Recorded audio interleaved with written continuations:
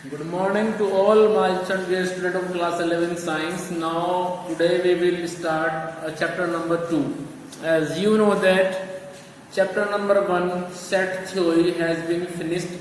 A lot of questions and concept is already discussed in the chapter. So today we will start the chapter number 2, relation and function. So before to start a relation and function, we have to discuss first topic of the chapter number 2, which is ordered pair.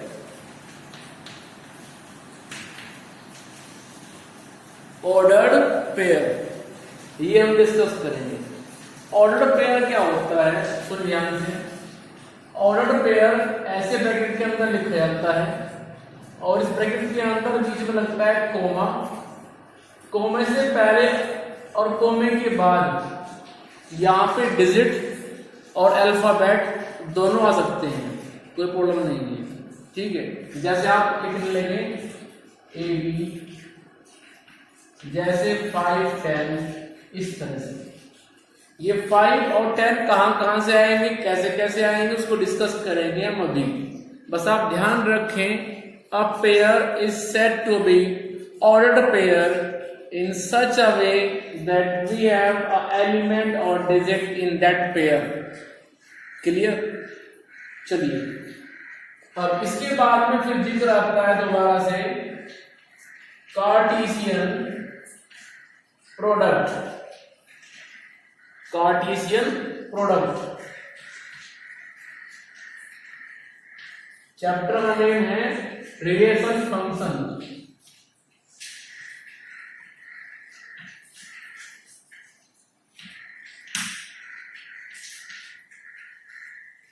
Relation function. So अभी discuss करते हैं हम Cartesian product. तो सुनो ध्यान से, यदि हमारे पास एक सेट ए और एक सेट बी हो कुछ इस तरह से कि आप कहेंगे सर सेट ए में एलिमेंट है 2 4, सेट बी में एलिमेंट है 5 6, और उसके बाद निकालें फिर आप ए इंटू बी. आप सेट ए की प्रोडक्ट कर रहे हैं सेट बी में, इसी को बोलते हैं कार्टेशियन प्रोडक्ट. तो जब आप सेट ए और सेट बी की करेंगे प्रोडक्ट, तो उसको हम कुछ ऐसे लिखते हैं.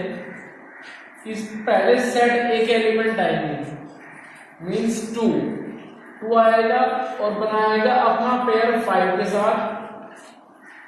उसके बाद 2 आएगा और पेयर बनाएगा 6 के साथ. उसके बाद 2 के बाद 4 आएगा, पेयर बनाएगा अपने 5 के साथ. उसके बाद 4 अपना पेयर बनाएगा 6 के साथ.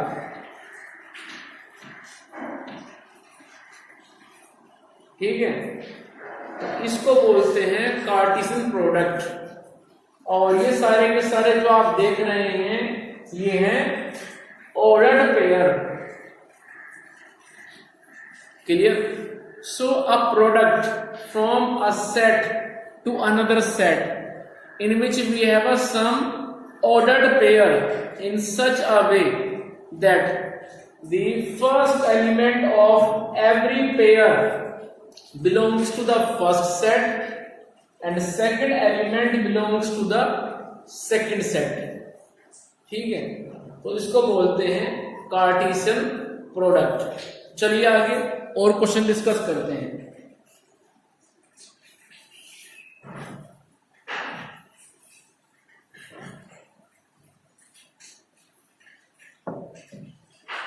मान लीजिए मेरे पास एक सेट सी है और सेट सी में एलिमेंट है ए बी सी डी. मेरे पास में एक सेट डी है जिसके अंदर एलिमेंट है ई और एफ. सेट सी में 4 एलिमेंट है, सेट डी में केवल 2 एलिमेंट है.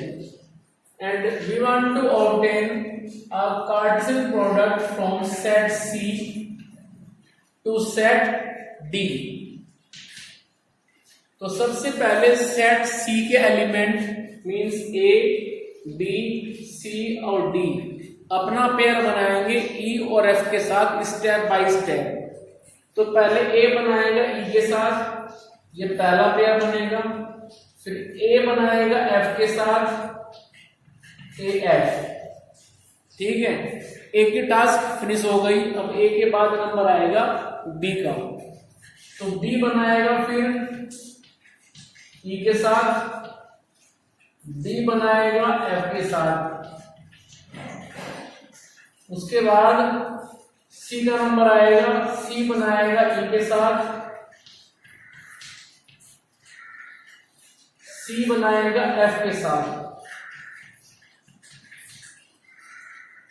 उसके बाद में सी की टास्क खत्म हो गई, नंबर आएगा फिर डी का।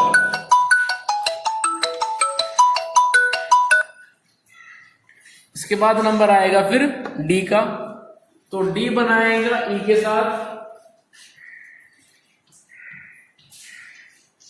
डी बनाएगा फिर एफ के साथ।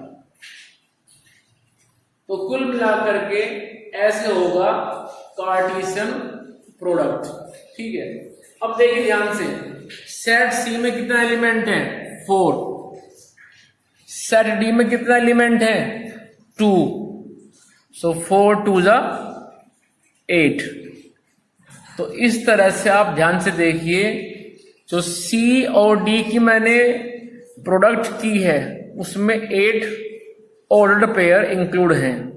First pair A E, second pair A F, third B E, fourth B F, fifth C E, sixth C F, फिर डी ई और डी एफ, ठीक है। तो ध्यान रहे, if number of elements in set A is p, if number of element in set B is q, then total number of ordered pair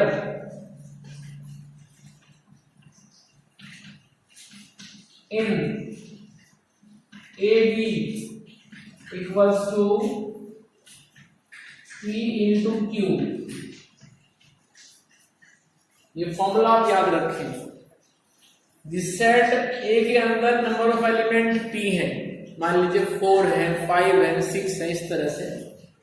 set B के अंदर element q है, जैसे कि 10, 3, 5, 7, इस तरह से। तो तब जब हम मल्टीप्लाई करेंगे एक सेट ए को सेट बी से, जिसको बोलते हैं हम कार्टेशियन प्रोडक्ट, तो उसके अंदर जो नंबर ऑफ पेयर आएंगे, नंबर ऑफ पेयर वो आएंगे p इंटू क्यू, ठीक। जैसे कि आपने यहाँ पे देखा 4 2 जा 8, तो दीज आर 8 पेयर्स। चलिए आगे,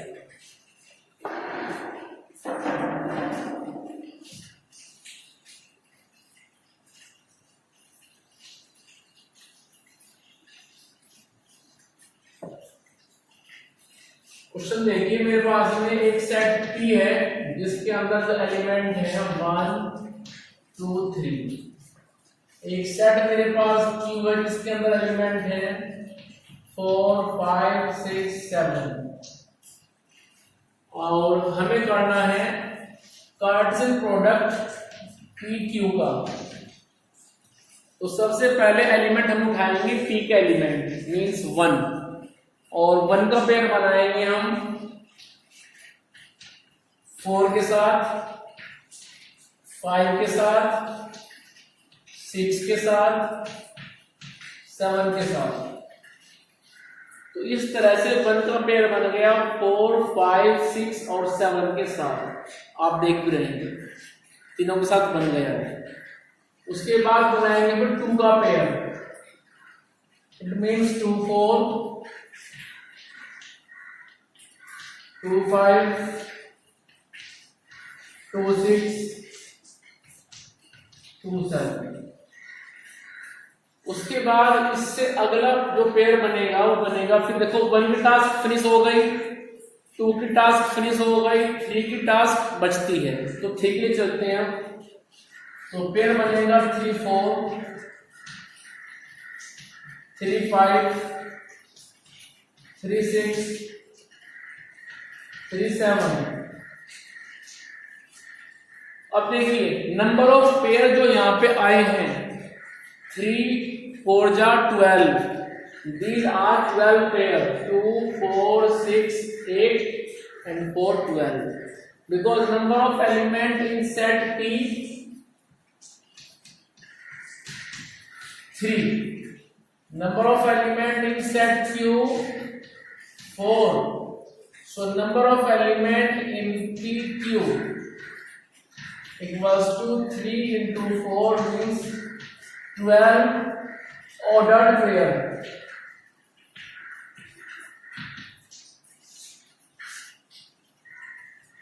जल्दी कॉपी कर लीजिए फिर आगे चलना है।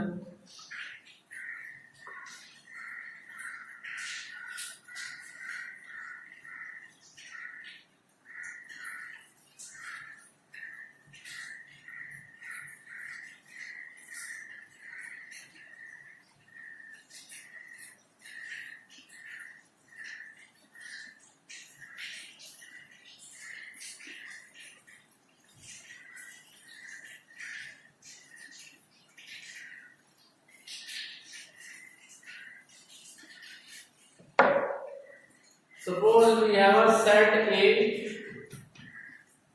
in which A, E, I, O, U, and set B in which we have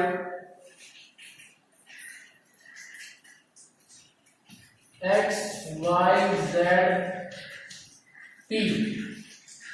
So number of element in set A is 5. Number of element in set B is 4.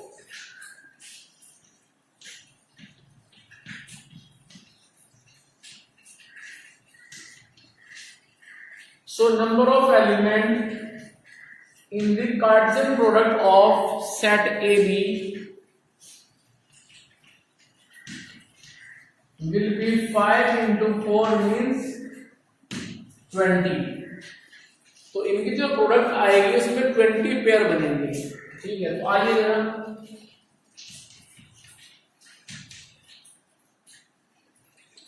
पहले यहां पे आएगा AX,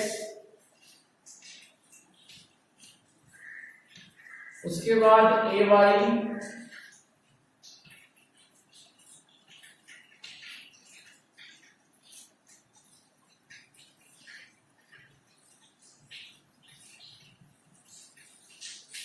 उसके बाद AZ, फिर आएगा AB, फिर EX, फिर EY, EZ, EB। तो कुल मिलाकर के 2 एलिमेंट की टास्क खत्म हो गई। ए ने बनाए अपने 4 पेयर, उसके बाद ई ने बनाए अपने 4 पेयर। भाई E X, E Y, E Z, E P, उससे पहले A X, A Y, A Z, A P. अब ई से आगे बचता है आई।